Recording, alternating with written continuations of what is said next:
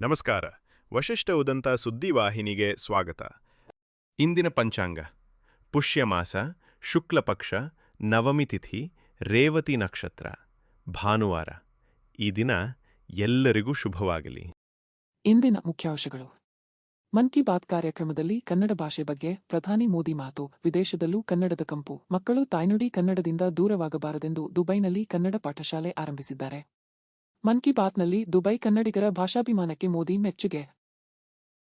ಹಾಡಹಗಲೇ ಮನೆ ಎದುರಿನ ಅಂಗಳದಲ್ಲಿ ಅಡಿಕೆ ಕಾಯಲು ಬಿಟ್ಟಿದ್ದ ನಾಯಿ ಮೇಲೆ ಚಿರತೆ ದಾಳಿ. ಮಲಗಿದ್ದ ನಾಯಿಯನ್ನು ಸಾಯಿಸಿ ಹೊತ್ತೊಯ್ದ ಚಿರತೆ. ತರೀಕೆರೆಯ ಜಾತ್ರೆ ಮೈದಾನ ಗ್ರಾಮದಲ್ಲಿ ನಡೆದ ಘಟನೆ ಸಿಸಿಟಿವಿಯಲ್ಲಿ ಸೆರೆ. ಜಿಲ್ಲಾ ಪಂಚಾಯತ್ ಹಾಗೂ ತಾಲೂಕು ಪಂಚಾಯತ್ ಚುನಾವಣೆ ಅಪ್ಡೇಟ್ ನೀಡಿದ ಡಿಕೆ ಶಿವಕುಮಾರ್. ರಿಸರ್ವೇಷನ್ ಗೊಂದಲ ಬಗೆಹರಿಸಿ ಚುನಾವಣೆ ನಡೆಸಲಾಗುತ್ತದೆ. ಪಂಚಾಯತ್ ಚುನಾವಣೆ ಖಚಿತ ಎಂದ ಡಿಸಿಎಂ. ಈಗ ಮೈಸೂರಿನ ಪ್ರಮುಖ ಸುದ್ದಿಗಳು. ಮೈಸೂರಿನಲ್ಲಿ ಕೆಐಎಡಿಬಿ ಮಂಜೂರು ಮಾಡಿರುವ ಜಾಗದ ವಿಚಾರದಲ್ಲಿ ಗಂಭೀರ ವಿವಾದ ಉಂಟಾಗಿದೆ. ಸರ್ಕಾರದ ಆದೇಶದಂತೆ ಜಾಗ ಮಂಜೂರಾಗಿದ್ದು ಪೊಸೆಷನ್ ಲೆಟರ್ ಕೂಡ ನೀಡಲಾಗಿದೆ. ಆದರೆ ಕೆಲವು ವ್ಯಕ್ತಿಗಳು ಸೂಕ್ತ ದಾಖಲೆಗಳನ್ನು ನೀಡದೆ ತಗಾದೆ ತೆಗೆಯುತ್ತಿದ್ದು ಸ್ವಚ್ಛತಾ ಕಾರ್ಯಕ್ಕೂ ಅಡ್ಡಿಪಡಿಸುತ್ತಿದ್ದಾರೆ ಎಂಬ ಆರೋಪ ಕೇಳಿಬಂದಿದೆ. ಜಾಗಕ್ಕೆ ಹೋಗುವ ದಾರಿಯಲ್ಲೇ ಟೆಂಟ್ ಹಾಕಿಕೊಂಡು ಅಡಚಣೆ ಸೃಷ್ಟಿಸಲಾಗುತ್ತಿದೆ.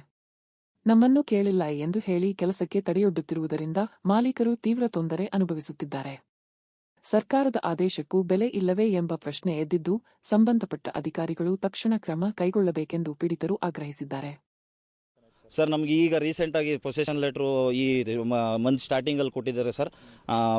ನಾವು ಅವರು ಕೆಲಸ ಸ್ಟಾರ್ಟ್ ಮಾಡಿ ಅಂದಾಗಲೇ ಕೇಳಿಕೊಂಡು ಪೊಸೆಷನ್ ಲೆಟ್ರು ಕೆಲಸಕ್ಕೆ ಕೊಟ್ಟಾದ್ಮೇಲೆ ಬಂದು ಕೆಲಸ ಸ್ಟಾರ್ಟ್ ಮಾಡಿರೋದು ಸರ್. 7.25 ಎಕರೆ ಕೊಟ್ಟಿದ್ದಾರೆ ಸರ್. 389 ನಂಬರ್ ಪ್ಲಾಟು ಇಲ್ಲೇ ಇದೆ ಸರ್. ಅದು ಪೊಸೆಷನ್ ಲೆಟ್ರದ್ದು ನನ್ನ ಹತ್ರ ದಾಖಲಾತಿ ಇಲ್ಲಿ ನೋಡಿ ಸರ್. ಇದು ರೀಸೆಂಟಾಗಿ ಅಂತ ಹೇಳ್ತಾ ಇದ್ದೀನಿ. ಈಗ ಒಂದು ತಿಂಗಳಲ್ಲಿ ನಾನು 2 ವರ್ಷದಿಂದ ಸರ್ ಇದಕ್ಕೆ ಓಡಾಡ್ತಾ ಇದೆ ಸರ್. ನೋಡಿ ಸರ್, KIDB ಲೆಟ್ರೆಡಿಂದ ನಮಗೆ ಇಷ್ಟು 31,057 ಚದರ ಮೀಟ್ರು ವಿತ್ತು ಡ್ರಾಯಿಂಗು. ಪ್ಲಾಟ್ ನಂಬರ್ 268 ಬರುತ್ತೆ ಸರ್. ಸರ್ವೆ ನಂಬರ್ 388 ಮತ್ತು 389 ಇಮ್ಮಾವು ವಿಲೇಜಲ್ಲಿ ಇದೇ ಜಾಗ ಸರ್. ನಾವು ಬೇರೆ ಜಾಗಕ್ಕೂ ಹೋಗಿ ಇಟ್ಕೊಂಡು ನಾನು ಬೇರೆ ಜಾಗಕ್ಕೆ ಹೋಗಿದ್ರೆ ಏನು ಮಾಡ್ತಾರೆ ಹೇಳಿ ಸರ್? ಹೊಡಿತಾರೆ. ಅದು ನನ್ನ ತಪ್ಪಾಯ್ತದೆ. ಈಗ ನನಗೆ ತೊಂದರೆ ಆದಾಗ ನಾನು ಯಾರ ಹತ್ರ ಹೋಗ್ಬೇಕು ಸರ್? ಆರಕ್ಷರ ಹತ್ರ ಹೋಗ್ಬೇಕು. ಅದು ಅವ್ರ ಹತ್ರನೂ ಹೋಗಿದ್ದೀನಿ. ಅವ್ರು ಬಂದ್ರೂ ಇವರು ಈ ಥರ ನಮ್ಗೆ ತೊಂದರೆ ಕೊಟ್ಟರೆ ನಾನು ಇನ್ನೇನು ಮಾಡ್ಬೇಕು ಸರ್? ಅದಕ್ಕೆ ನೀವು ಬಂದಿದ್ದೀರಾ ದೇವ್ರ ಥರ. ನಾನು ನಿಮ್ಮ ಹತ್ರ ಕಷ್ಟ ಹೇಳ್ಕೊತಾ ಇದ್ದೀನಿ ಸರ್. ನಾನು ಈಗ ಇವರು ನಮಗೆ ಸೇರಿದೆ ಅವ್ರು ಹೇಳ್ತಾ ಇದ್ದಾರೆ ಸರ್. ಆಮೇಲೆ ಇವ್ರು ಹೇಳೋ ಲೆಕ್ಕಾಚಾರ ಏನು ಗೊತ್ತಾ ಸರ್? ನಾನು ಇಲ್ಲಿ ಬಂದು ಕೆಲಸ ಮಾಡೋದನ್ನ ಇವ್ರ ಹತ್ರ ಪರ್ಮಿಷನ್ ತೊಗೊಂಡು ಬರಬೇಕಾಗಿತ್ತಂತೆ ಸರ್. ನನಗೆ ಗೊತ್ತಾ? ನಾನೀಗ ಬಂದು ಈಗ ನಮ್ಮ ಸಾಹುಕಾರೇನೋ ತೊಗೊಂಡಿದ್ದಾರೆ, ನಾನು ಬಂದು ಕೆಲಸ ಮಾಡಿಸಿ ಅಂತ ಹೇಳಿದ್ದಾರೆ. ನಾನು ವಿತ್ ಲೆಟ್ರ್ ಬಂದಿದ್ದೀನಿ, ದಾಖಲಾತಿ ಸಮೇತ ಬಂದಿದ್ದೀನಿ, ಕೆಲಸ ಮಾಡ್ತಾಯಿದ್ದೀನಿ ಸರ್. ಇವ್ರು ಬಂದ್ಬಿಟ್ಟು ಏಕ್ದುಮ್ಮು ಇದು ಮಾಡಿಬಿಟ್ರೆ ನಾನು ನಮ್ಮನ್ನು ಕೇಳಿದ್ರ ನೀವು ಇದು ಮಾಡಿದ್ರಾ ಅಂತ. ನಾನೇನಿದೆ ಸರ್, ನನ್ನ ಕಷ್ಟನೂ ಹೇಳ್ಕೊಬೇಕಲ್ವ ಸರ್? ಅದನ್ನು ನಾನು ಮಾಡ್ತಾಯಿದ್ದೀನಿ ಸರ್. ಈಗ ನನ್ನ ಕೆಲಸ ಮಾಡಿಕೊಡೋಕ್ಕೆ ನೋಡಿ ಸರ್, ಈಗ ದಾರಿ ಇದು ದಾರಿ ಮಧ್ಯದಲ್ಲಿ ಟೆಂಟ್ ಹಾಕೊಂಡವ್ರು ನಾವು ಜಂಗಲ್ ಕ್ಲಿಯರ್ ಮಾಡಿಬಿಟ್ಟು ಏನು ಮಾಡೋಕ್ಕಾಯ್ತದೆ ಸರ್? ಲಕ್ಷಾಂತರ ರೂಪಾಯಿ ಕೋಟ್ಯಾಂತರ ರೂಪಾಯಿ ಬಂಡವಾಳ ಹಾಕ್ಬಿಟ್ಟು ನಾವು ಸುಮ್ಮನೆ ಕೂತ್ಕೊಳ್ಳೋಕ್ಕಾಯ್ತದೆ ಸರ್? ನಮಗೂ ಲೋನು ಅಂತ ಆಗಿರ್ತದೆ ನಮ್ಮ ಸಾಹುಕಾರಗಳಿಗೆ. ಅವರು ಬಂದು ಅವ್ರಿಗೂ ಆ ದುಡ್ಡಿಗೆ ಬಡ್ಡಿ ಕಟ್ಟೋಕ್ಕಾದ್ರೂ ಏನೋ ಒಂದು ಆದಾಯ ತೆಗಿಲೇಬೇಕಲ್ವ ಸರ್? ಅದನ್ನು ನಾನು ಕೇಳ್ಕೊತಾ ಇರೋದು ಅಷ್ಟೇ ಸರ್ ನಿಮ್ಮ ಹತ್ರ. ಸರ್, ನನ್ನ ಹೆಸರು ಶ್ರೇಯಸ್ ಅಂತ, RKBಲಿ ಕೆಲಸ ಮಾಡೋದು. ಈ ಜಾಗ RK ಬ್ರದರ್ಸ್ ಇನ್ಫ್ರಾಪ್ರಾಪ್ ಅಂತ ಕಂಪ್ನಿಗೆ ಅಲರ್ಟ್ ಆಗಿದೆ ಸರ್. ನಮ್ದು ಆಲ್ರೆಡಿ ಒಂದು ಫ್ಯಾಕ್ಟ್ರಿ ಇದೆ ಮೈಸೂರಲ್ಲಿ. ಅದೇ ಥರದ ಫ್ಯಾಕ್ಟ್ರಿಲಿ ಮಾಡೋದ ಅಂತ ನಾವು ರಿಪೋರ್ಟ್ ಎಲ್ಲ ಕೊಟ್ಟು ಸಬ್ಮಿಟ್ ಮಾಡ್ತಾಯಿದ್ದೀವಿ. ಏನೋ ನಮಗೂ ಒಳ್ಳೇದಾಯ್ತು ಸರ್, ನಾವು ದುಡಿಬೋದು, ಆಮೇಲೆ ಇದರಿಂದ ಉದ್ಯೋಗಾವಕಾಶಗಳಿಗೂ ಆಗುತ್ತೆ ಅಂತ. ಆದರೆ ಇವರು ನಮಗೆ ಈ ಥರ ತೊಂದರೆಗಳು ಮಾಡಿಕೊಡ್ತಾರೆ ಸರ್. ವರ್ಷಾಂತ್ಯದ ಸಾಲು ರಜೆಗಳ ಹಿನ್ನೆಲೆ ಶ್ರೀರಂಗಪಟ್ಟಣದ ಪ್ರಸಿದ್ಧ ರಂಗನತಿಟ್ಟು ಪಕ್ಷಿಧಾಮಕ್ಕೆ ಪ್ರವಾಸಿಗರ ದಂಡು ಹರಿದು ಬಂದಿದೆ. ರಾಜ್ಯದ ವಿವಿಧ ಭಾಗಗಳು ಮಾತ್ರವಲ್ಲದೆ ಹೊರ ರಾಜ್ಯಗಳಿಂದಲೂ ಸಾವಿರಾರು ಪ್ರವಾಸಿಗರು ಆಗಮಿಸಿದ್ದು ಪಕ್ಷಿಧಾಮದಲ್ಲಿ ಹಬ್ಬದ ವಾತಾವರಣ ನಿರ್ಮಾಣವಾಗಿದೆ. ಕಾವೇರಿ ನದಿಯ ದಡದಲ್ಲಿರುವ ರಂಗನತಿಟ್ಟಿನಲ್ಲಿ ವಲಸೆ ಪಕ್ಷಿಗಳ ನೋಟ, ದೋಣಿ ವಿಹಾರ ಹಾಗೂ ಪ್ರಕೃತಿ ಸೌಂದರ್ಯ ಪ್ರವಾಸಿಗರನ್ನು ಆಕರ್ಷಿಸಿದೆ. ಪ್ರವಾಸಿಗರ ಸಂಖ್ಯೆ ಹೆಚ್ಚಾದ ಹಿನ್ನೆಲೆಯಲ್ಲಿ ಅರಣ್ಯ ಇಲಾಖೆ ಹೆಚ್ಚುವರಿ ಭದ್ರತೆ, ನಿಯಂತ್ರಣ ಕ್ರಮ ಹಾಗೂ ಪ್ರವಾಸಿಗರ ಸೌಲಭ್ಯಗಳನ್ನು ಒದಗಿಸಿದೆ. ಸಂಚಾರ ಹಾಗೂ ಪಾರ್ಕಿಂಗ್ ವ್ಯವಸ್ಥೆಯನ್ನು ಸುಗಮಗೊಳಿಸಲಾಗಿದ್ದು, ಪ್ರವಾಸಿಗರು ನಿಯಮಗಳನ್ನು ಪಾಲಿಸಿ ಪ್ರಕೃತಿಯನ್ನು ಸಂರಕ್ಷಿಸಬೇಕೆಂದು ಅಧಿಕಾರಿಗಳು ಮನವಿ ಮಾಡಿದ್ದಾರೆ.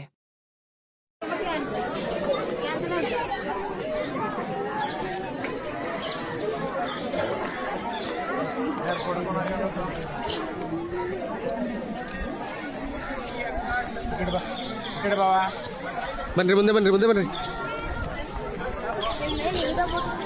ಹೋಗಿ ಮುಂದೆ ಹೋಗಿ. मनोज जैसे प्लांटेशन करो ना। हाँ प्लांटेशन तो ठीक है।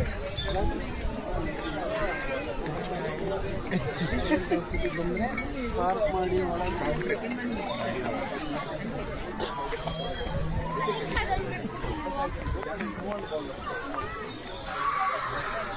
ಈಗ ಹಾಸನದ ಪ್ರಮುಖ ಸುದ್ದಿಗಳು. ಬೇಲೂರಿನಿಂದ ಅರೇಹಳ್ಳಿ ಮಾರ್ಗವಾಗಿ ಸಕಲೇಶಪುರಕ್ಕೆ ಸಂಪರ್ಕಿಸುವ ಮುಖ್ಯ ರಸ್ತೆ ಕಳೆದ 1 ವರ್ಷಗಳಿಂದ ತೀವ್ರ ಹದಗೆಟ್ಟಿದ್ದು, ಇತ್ತೀಚೆಗೆ ಆರಂಭಗೊಂಡ ದುರಸ್ತಿ ಕಾಮಗಾರಿಯನ್ನು ಸ್ಥಳೀಯರು ಸ್ವಾಗತಿಸಿದ್ದಾರೆ. ಆದರೆ ಕಾಮಗಾರಿಯ ಗುಣಮಟ್ಟ ಕಳಪೆಯಾಗಿದ್ದು, ಸಮರ್ಪಕ ಪ್ರಮಾಣದಲ್ಲಿ ಜಲ್ಲಿಕಲ್ಲು ಹಾಗೂ ಡಾಂಬರು ಬಳಸಲಾಗುತ್ತಿಲ್ಲ ಎಂಬ ಆರೋಪ ಕೇಳಿಬಂದಿದೆ. ಅರೇಹಳ್ಳಿ ಹೊರವಲಯ ಲಿಂಗಾಪುರ ಗ್ರಾಮದ ಸ್ಮಶಾನದ ಮುಂಭಾಗ ಸೇರಿದಂತೆ ಹಲವೆಡೆ ದೊಡ್ಡ ಗುಂಡಿಗಳು ಅಪಘಾತಗಳಿಗೆ ಕಾರಣವಾಗಿದ್ದವು. ತಿರುವಿನಲ್ಲಿ ನಿರ್ಮಿಸಿರುವ ಅವೈಜ್ಞಾನಿಕ ಹಂಪ್ಸ್ಗಳಿಂದ ವಾಹನಗಳ ತಳಭಾಗಕ್ಕೆ ಹಾನಿಯಾಗುತ್ತಿದೆ. ದುರಸ್ತಿಯನ್ನು ವೈಜ್ಞಾನಿಕ ಹಾಗೂ ಗುಣಮಟ್ಟದ ರೀತಿಯಲ್ಲಿ ಮಾಡಿ ಹಂಪ್ಸ್ಗಳನ್ನು ಸರಿಪಡಿಸುವಂತೆ ಸ್ಥಳೀಯರು ಮತ್ತು ವಾಹನ ಸವಾರರು ಆಗ್ರಹಿಸಿದ್ದಾರೆ.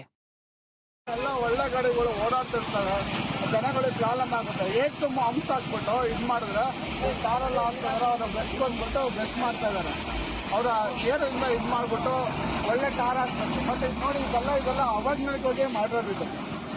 ಇದೆಲ್ಲ ನೆಕ್ಸ್ಟ್ ಈಗ 3 ತಿಂಗಳು ಮಳೆಗಾಲ ಸ್ಟಾರ್ಟ್ ಆಗುತ್ತೆ. ಇದು ಮಳೆಗಾಲ ಆದರೆ ಇದು ಮತ್ತೆ ಕಾರ್ ಕಿತ್ತೋಗುತ್ತೆ. ಇದು ಕಾರ್ ಕಿತ್ತೋದ್ರೆ ಮತ್ತೆ ಮುಗೀತಿದು. ಜನಗಳ ಕಥೆ ಏನು? ಇದಕ್ಕೆಲ್ಲ ಯಾರು ಹೊಣೆ? ನಾಳೆ ಯಾರ ಬಿಟ್ಟು 2 ಜನ ಕೇಟಾಯ್ತು ಎಲ್ಲಿ ಬಸೀದಿ ಹತ್ರ ನೋಡಿ, ಅಲ್ಲಿ ಟಾರು ಹಾಕ್ತಿರೋದು ಸುಮ್ಮನೆ ಮೋಸ ಕೆಲಸ ಮಾಡ್ತಿದ್ದಾರೆ. ಹಳ್ಳಿಯಿಂದ ಬೇಲೂರು ಹೋಗುವಂತಹ ಮುಖ್ಯ ರಸ್ತೆ, ಈ ಮುಖ್ಯ ರಸ್ತೆ ಸುಮಾರು 2 ವರ್ಷಗಳಿಂದ ತುಂಬಾನೇ ಹಾಳಾಗಿತ್ತು. ಈಗ ಒಂದು 3-4 ತಿಂಗಳಿಂದ ಅಂತೂ ಹೊಂಡ ಗುಂಡಿಗಳು ಸುಮಾರು ಜಾಸ್ತಿ ಆಗಿತ್ತು. ಇದನ್ನ ಕಂಡ ನಾವುಗಳು ಹಾಗೆ ಇಲ್ಲಿ ಲಿಂಗಾಪುರದ ಗ್ರಾಮಸ್ಥರು ಸೇರಿ ಒಂದು ಹೋರಾಟ ಮಾಡಿದ್ವಿ. ಇಲ್ಲಿಗೆ ಆದಷ್ಟು ಬೇಗ ಈ ರೋಡ್ನ ಸರಿ ಮಾಡಬೇಕು ಅಂತ ಹೇಳ್ಬಿಟ್ಟು. ಆದ್ರೆ ಸರಿ ಮಾಡಕ್ಕೆ ಬಂದಿದ್ದಾರೆ. ನೋಡಿ, ಕಳಪೆ ಕಾಮಗಾರಿ ಆಗ್ತಾ ಇದೆ. ಅದು ಏನು ಗುಂಡಿಗಳು ಮುಚ್ತಾ ಇದ್ದಾರೆ, ಅದು ಸರಿಯಾಗಿ ಆ ಧೂಳೆಲ್ಲ ತೆಗೆದು ನೀಟಾಗಿ ಕೆಲಸ ಮಾಡಬೇಕು. ಆದ್ರೆ ಒಂದು ಕಾಟಕ್ಕೋಸ್ಕರ ಕೆಲಸ ಮಾಡ್ತಾರಲ್ಲ, ಆ ತರ ಮಾಡ್ತಾ ಇದ್ದಾರೆ. ಸರಿಯಾಗಿ ಕೆಲಸ ಆಗ್ತಾ ಇಲ್ಲ. ಅದಕ್ಕೆ ಕೇಳಿದಕ್ಕೆ ಎಲ್ಲರೂ ಓಡೋದು ನಿಲ್ತಾರೆ ಕೆಲಸ ಮಾಡಿರೋರು. ಅದಕ್ಕೆ ನಾಳೆ ಬರ್ತಾರೆ, ನೋಡ್ಬೇಕು. ಆಮೇಲೆ ಈಗ ಮೇಲೆ ಒಂದು ಹಂಸ ಹಾಕಿದ್ದಾರೆ ಗ್ರಾಮಕ್ಕೆ ಮುಂಭಾಗ. ಆ ಹಂಸು ತುಂಬಾ ಎತ್ತರವಾಗಿದೆ, ಬೇರೆ ಗಾಡಿಗಳಿಗೆಲ್ಲ ಟಚ್ ಆಗ್ತಾ ಇದೆ. ಅದನ್ನು ಕೂಡ ನೀಟಾಗಿ ಒಂದು ಸ್ಲೋಪ್ ಮಾಡಿ ಮಾಡ್ಬೇಕಂತ ಹೇಳ್ಬಿಟ್ಟು ನಾವು ಮನವಿ ಮಾಡ್ಕೊತಾ ಇದ್ದೀವಿ. ಹಾಸನ ಜಿಲ್ಲೆ ಕಟ್ಟಾಯ ಹೋಬಳಿಯ ಶೆಟ್ಟಿಹಳ್ಳಿ ಮಾರ್ಗದಲ್ಲಿ ಶಾಸಕ ಸಿಮೆಂಟ್ ಮಂಜು ಸಂಚರಿಸುತ್ತಿದ್ದ ವೇಳೆ ಕತ್ತಲಾಗಿದ್ದರೂ ರಸ್ತೆ ಬದಿಯಲ್ಲಿ ಬಸ್ಸಿಗಾಗಿ ನಿಂತಿದ್ದ ವಿದ್ಯಾರ್ಥಿಗಳನ್ನು ಗಮನಿಸಿದರು. ಕಾರಿನಿಂದ ಇಳಿದು ವಿದ್ಯಾರ್ಥಿಗಳೊಂದಿಗೆ ಮಾತನಾಡಿದ ಶಾಸಕರು ಬಸ್ಗಳು ನಿಗದಿತ ಸಮಯಕ್ಕೆ ಬರದೆ ಸಮಸ್ಯೆ ಉಂಟಾಗುತ್ತಿರುವುದನ್ನು ಅರಿತುಕೊಂಡರು. ತಕ್ಷಣವೇ ಕೆಎಸ್ಆರ್ಟಿಸಿ ಅಧಿಕಾರಿಗಳಿಗೆ ದೂರವಾಣಿ ಮೂಲಕ ಸೂಚನೆ ನೀಡಿ ಸೋಮವಾರದಿಂದಲೇ ಶೆಟ್ಟಿಹಳ್ಳಿ ವೃತ್ತದಲ್ಲಿ ಟಿಕೆಟ್ ಪರಿಶೀಲಕ ಟಿಸಿಯನ್ನು ನಿಯೋಜಿಸಿ ಬಸ್ಗಳು ಸಮಯಕ್ಕೆ ಸರಿಯಾಗಿ ಸಂಚರಿಸುವಂತೆ ಕ್ರಮ ಕೈಗೊಳ್ಳಲು ಆದೇಶಿಸಿದರು. ಮನೆಗೆ ತೆರಳಲು ತೊಂದರೆ ಅನುಭವಿಸುತ್ತಿದ್ದ ವಿದ್ಯಾರ್ಥಿಗಳು ಶಾಸಕರ ಸ್ಪಂದನೆಗೆ ಸಂತೋಷ ವ್ಯಕ್ತಪಡಿಸಿದರು.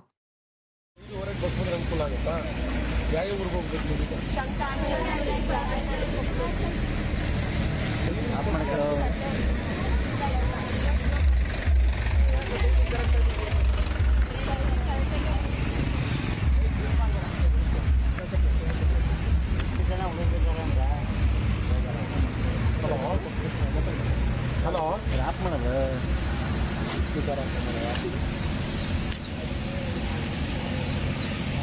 ನಾನೀಗ ಶೆಟ್ಟಿಹಳ್ಳಿಲಿದ್ದೀನಿ.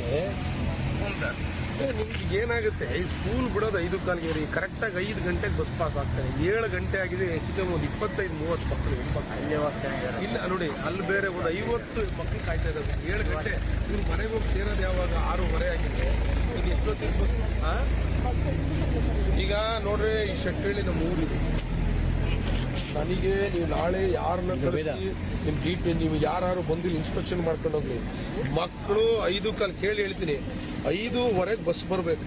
5:15 ನೋಡಿ, ಈಗ ಹೆಚ್ಚು ಕಮ್ಮಿ ಇಲ್ಲಿಂದ 10-15 ಕಿಲೋಮೀಟರ್ ದೂರಕ್ಕೆ ಹೋಗೋ ಎಲ್ಲ ಮಕ್ಕಳು ಇಲ್ಲೇ ಇದ್ದಾರೆ. 6:30-7 ಗಂಟೆ ಅಲ್ಲ ಪೇರೆಂಟ್ಸ್ಗಳು ಏನ್ ಮಾಡ್ಬೇಕು? ಹೆಣ್ಮಕ್ಳು ಇಷ್ಟ ತನಕ ಮನೆಗೆ ಬಂದಿಲ್ಲ ಅಂತ ಹೇಳಿದ್ರೆ ಅಲ್ಲ. ನಾಳೆ ಇಲ್ಲಿ ನೋಡಿ, 1 ನಿಮಿಷ,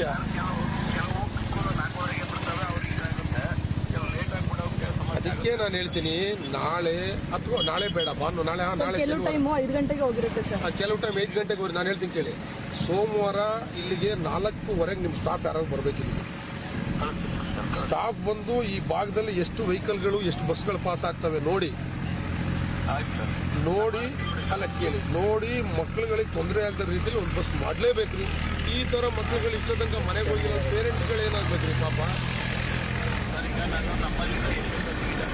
ನೀವು ರೂಟ್ ತಗೊಳ್ಳಿ, ಐದು ಕಾಲ್ಗೆ ಒಂದು ದಿವಸ ಹೋಗುತ್ತೆ, 5 ಗಂಟೆಗೆ ಹೋಗುತ್ತೆ, ಅದೆಲ್ಲ ಇಲ್ಲ. ಎಕ್ಸಾಕ್ಟ್ 5:30 ಬಸ್ ಪಾಸ್ ಆಗಬೇಕಿದೆ. ಆ ರೀತಿ ಮಾಡ್ಕೊಡಿ. ಕೆಂಚನಹಳ್ಳಿ ರೂಟ್ ಅಂದ್ರೆ ಹಾಸನ ಹೋಗ್ಬೇಕು. ನಾವು ಮಾಡಿಸ್ಕೊಡ್ತೀನಿ ಮಕ್ಕಳ, ಗೊತ್ತಾಯ್ತಲ್ಲಪ್ಪ.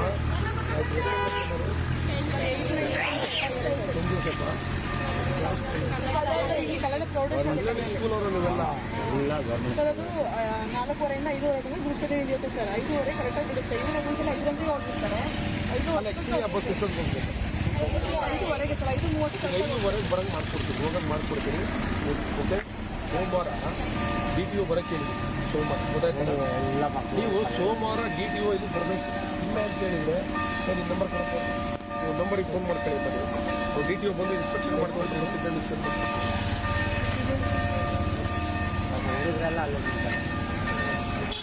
ಅವರು ಎಲ್ಲಿಗೆ ಹೋಗೋದು.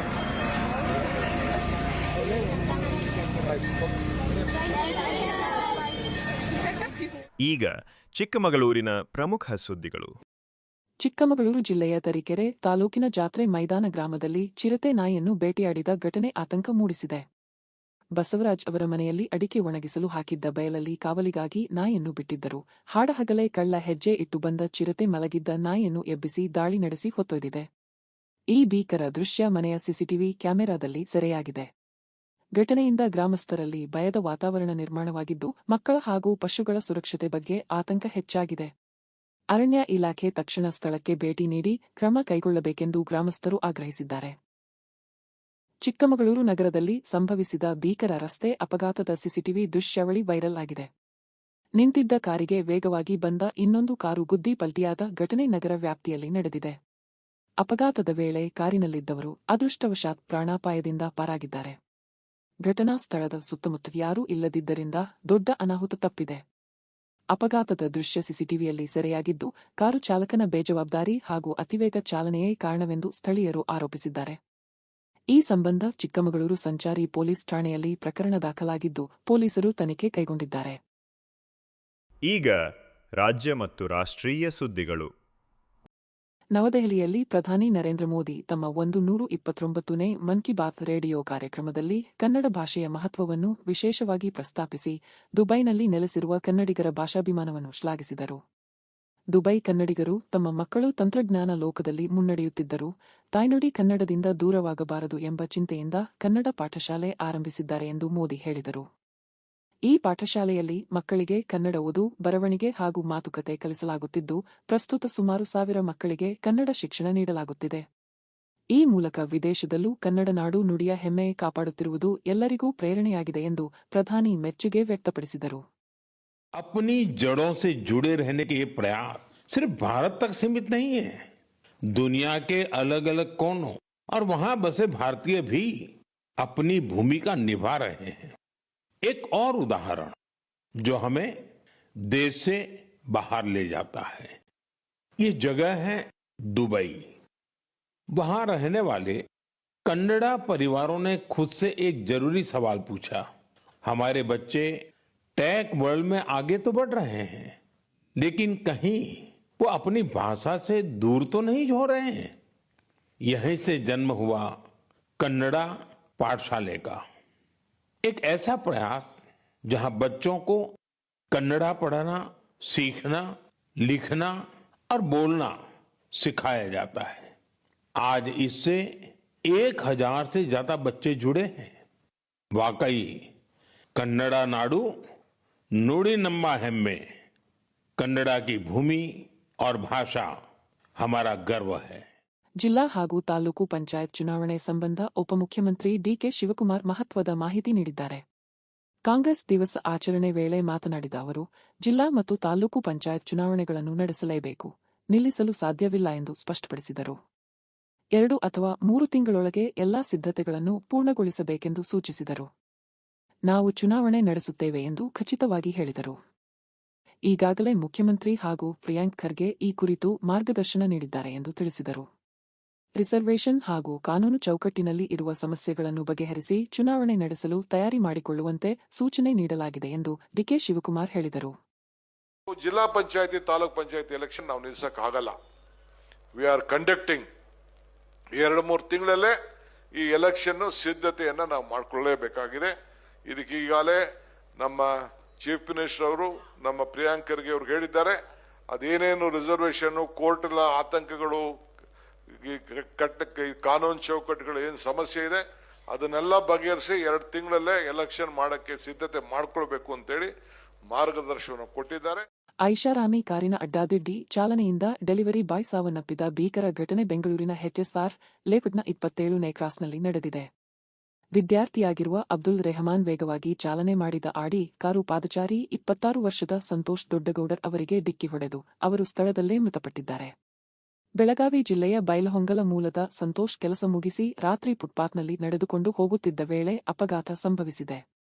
ಡಿಕ್ಕಿಯ ಬಳಿಕ ಕಾರು ಇನ್ನಿತರ ವಾಹನಗಳಿಗೂ ಗುದ್ದಿದೆ. ಘಟನೆಯ ಸಿಸಿಟಿವಿ ದೃಶ್ಯ ಲಭ್ಯವಾಗಿದ್ದು HSR ಲೇಔಟ್ ಸಂಚಾರ ಪೊಲೀಸ್ ಠಾಣೆಯಲ್ಲಿ ಪ್ರಕರಣ ದಾಖಲಾಗಿದೆ. ಆರೋಪಿಯನ್ನು ಬಂಧಿಸಿ ಜೈಲಿಗೆ ಕಳುಹಿಸಲಾಗಿದೆ.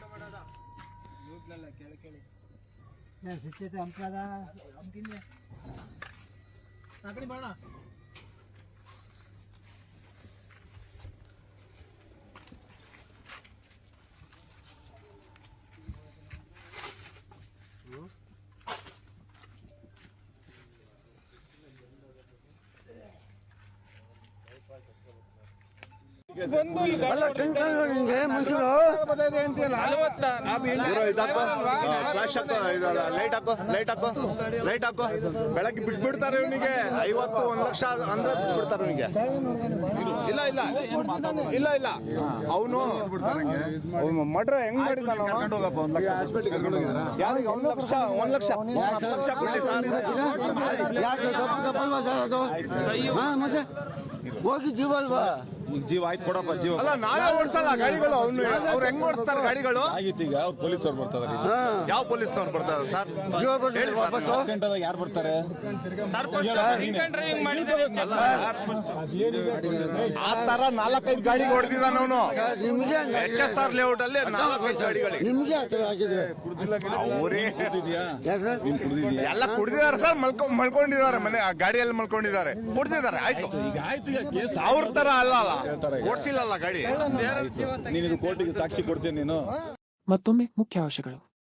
ಮನ್ ಕಿ ಬಾತ್ ಕಾರ್ಯಕ್ರಮದಲ್ಲಿ ಕನ್ನಡ ಭಾಷೆ ಬಗ್ಗೆ ಪ್ರಧಾನಿ ಮೋದಿ ಮಾತು. ವಿದೇಶದಲ್ಲೂ ಕನ್ನಡದ ಕಂಪು. ಮಕ್ಕಳು ತಾಯ್ನುಡಿ ಕನ್ನಡದಿಂದ ದೂರವಾಗಬಾರದೆಂದು ದುಬೈನಲ್ಲಿ ಕನ್ನಡ ಪಾಠಶಾಲೆ ಆರಂಭಿಸಿದ್ದಾರೆ. ಮನ್ ಕಿ ಬಾತ್ನಲ್ಲಿ ದುಬೈ ಕನ್ನಡಿಗರ ಭಾಷಾಭಿಮಾನಕ್ಕೆ ಮೋದಿ ಮೆಚ್ಚುಗೆ. ಹಾಡಹಗಲೇ ಮನೆ ಎದುರಿನ ಅಂಗಳದಲ್ಲಿ ಅಡಿಕೆ ಕಾಯಲು ಬಿಟ್ಟಿದ್ದ ನಾಯಿ ಮೇಲೆ ಚಿರತೆ ದಾಳಿ. ಮಲಗಿದ್ದ ನಾಯಿಯನ್ನು ಸಾಯಿಸಿ ಹೊತ್ತೊಯ್ದ ಚಿರತೆ. ತರೀಕೆರೆಯ ಜಾತ್ರೆ ಮೈದಾನ ಗ್ರಾಮದಲ್ಲಿ ನಡೆದ ಘಟನೆ ಸಿಸಿಟಿವಿಯಲ್ಲಿ ಸೆರೆ. ಜಿಲ್ಲಾ ಪಂಚಾಯತ್ ಹಾಗೂ ತಾಲೂಕು ಪಂಚಾಯತ್ ಚುನಾವಣೆ ಅಪ್ಡೇಟ್ ನೀಡಿದ ಡಿಕೆ ಶಿವಕುಮಾರ್. ರಿಸರ್ವೇಷನ್ ಗೊಂದಲ ಬಗೆಹರಿಸಿ ಚುನಾವಣೆ ನಡೆಸಲಾಗುತ್ತದೆ. ಪಂಚಾಯತ್ ಚುನಾವಣೆ ಖಚಿತ ಎಂದ ಡಿಸಿಎಂ. ಇಲ್ಲಿಗೆ ಇಂದಿನ ವಾರ್ತಾ ಪ್ರಸಾರ ಮುಕ್ತಾಯವಾಯಿತು. ಧನ್ಯವಾದಗಳು. ಈ ದಿನ ಎಲ್ಲರಿಗೂ ಶುಭವಾಗಲಿ.